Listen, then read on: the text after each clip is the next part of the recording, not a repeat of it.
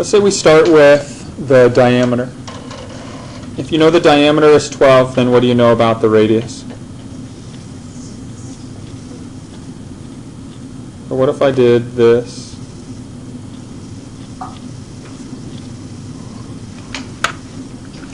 If I drew in this set of radii, and I labeled this 6 and this 6, is there any way for me to find what this length is here? If you see how, I want you to go ahead and try to work through the calculation here. Do you know any other pieces of information of this triangle formed down here? Anything else? Any other property about this that you can find? Sam?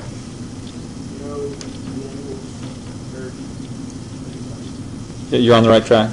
Okay, now, be careful. Again, you're heading one of two ways. If you're thinking that this angle is going to be 25 and this one's going to be 35, is that correct? No, not necessarily. You don't know that these don't necessarily bisect the larger angles. But do you know what this vertex angle here is? You have an inscribed angle of 60, which means what's this intercepted arc? 120, which means this central angle is 120. Now can you find that missing side? I'm going to call this missing side x. Can you solve for x? What's the pattern of information that's provided now in the lower triangle? Two sides in an included angle. SAS. So is there a formula that you can use to find x?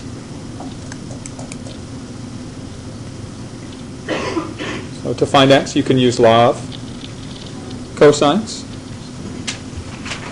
Take your x squared, set it equal to the sum of the squares of the other two sides, minus twice the product of those sides, times the cosine of the angle that's opposite your unknown.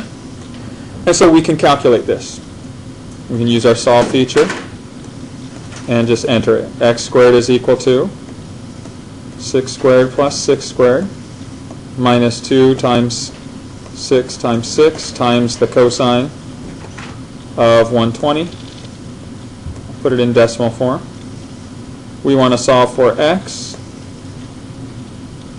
And so when we enter it, we get our solution to be about 10.4.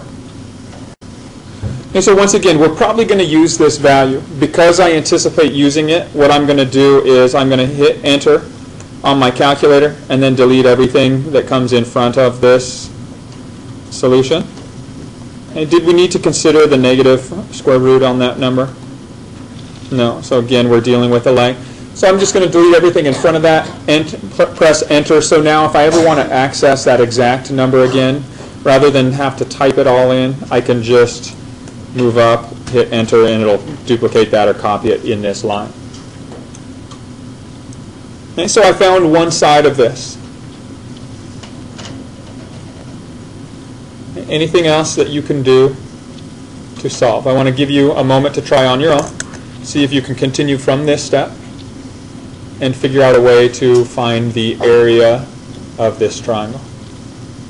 And you may not have chosen the same one that I chose, but is it possible to find length y? Pretty easily, right?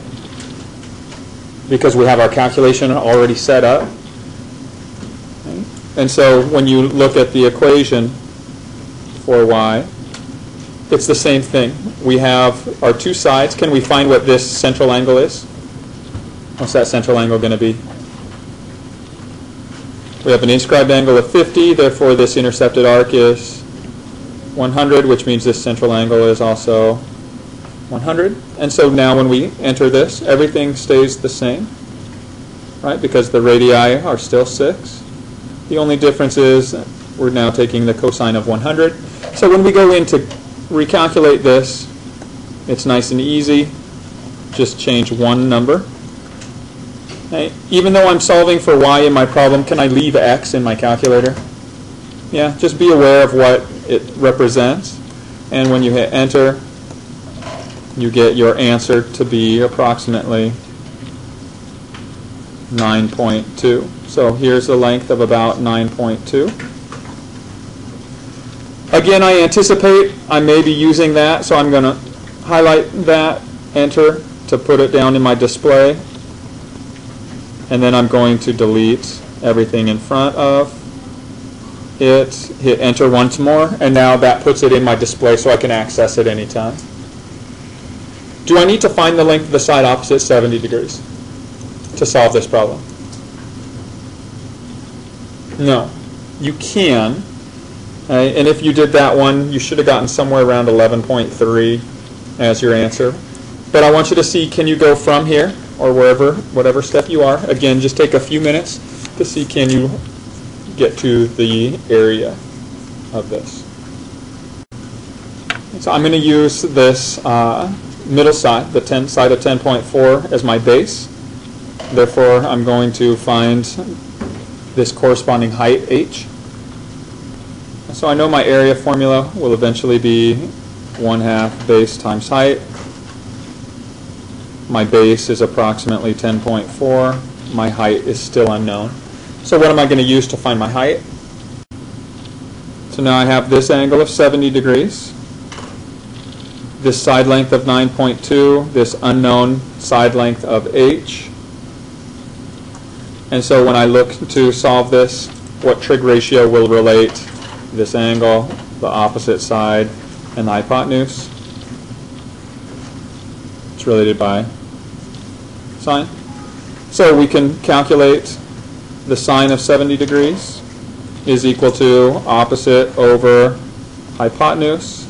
Multiply both sides by this 9.2, and we get our corresponding height. So our height is going to equal 9.2, which is the value that I have,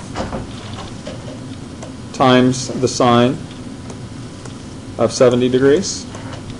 Hit enter, and you get your corresponding height to be about 8.6. And so we can now calculate our area. We take 1/2 of this side 10.4. So I'm going to go find that. Here's my 10.4 inexact. And then multiply that by our height, again using the exact value, 8.6 approximately. And I get my overall area to be 44.89 if I round it to 2. The units are centimeters. It's a two-dimensional measurement, so I have to find square units. And so 44.89 winds up being your area.